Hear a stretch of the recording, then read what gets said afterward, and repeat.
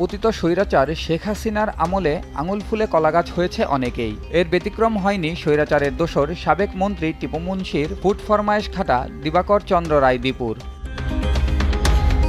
ক্ষমতার প্রভাব খাটিয়ে লিজের নামে দখলে নেন ৬০০ কোটি টাকা মূল্যমানের হাতিরঝিল প্রকল্পের ১০তলা কার পার্কিং ও ম্যানেজমেন্ট ভবন। নিয়মনীতির তোয়াক্কা না করে গুলশান ২-এ রাজুক নির্মিত দোকান বরাদ্দ দিয়ে কামিয়েছেন লাখ লাখ টাকা। রাজুকে সিএনডিএফ কোম্পানির কর্মচারী হিসেবে কাজের সময় দুর্নীতিবাজ প্রকৌশলী উজ্জ্বল মল্লিকের সাথে পরিচয় হওয়ার পর থেকেই বদলাতে শুরু করে দীপুর ভাগ্য। এছাড়া সাবেক গৃহায়ন ও গণপূর্ত প্রতিমন্ত্রী অ্যাডভোকেট আব্দুল মান্নান খানের ভাই মোতাহার হোসেনের পার্টনার হিসেবে রাজুকের ঠিকাদারি কাজের দখল নেন দীপু।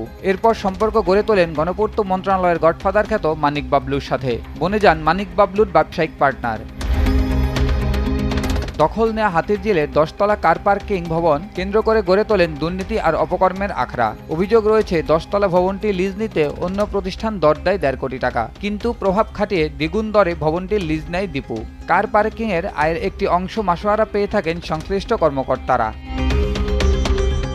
অনুসন্ধানে জানা যায়, ভবনে থাকা কনভেনশন হলের আড়ালে অশ্লীল নাইট পার্টির আয়োজন করত দীপু। মদের আসর বসিয়ে ম্যানেজ করত রাজুকের কর্মকর্তাদের, আর তা থেকে কামিয়ে নিয়েছেন কোটি কোটি টাকা।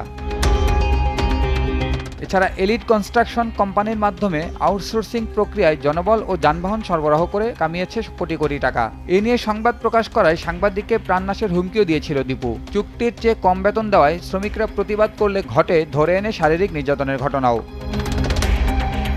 ৫ আগস্টের গণঅভ্যুত্থানে স্বৈরাচার শেখ হাসিনার পতনের পরও বহাল তবিয়তে আছেন দীপু। হোল পাল্টে এখন রাজুকের দুর্নীতিবাজ প্রকৌশলীদের রক্ষার জন্য চাঁদাবাজির অভিযোগও শোনা যাচ্ছে।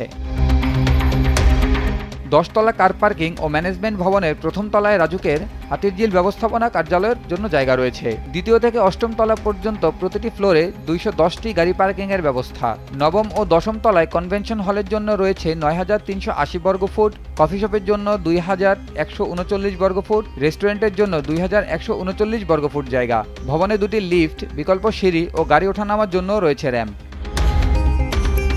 Jubair Ahmed, news desk, Desh TV.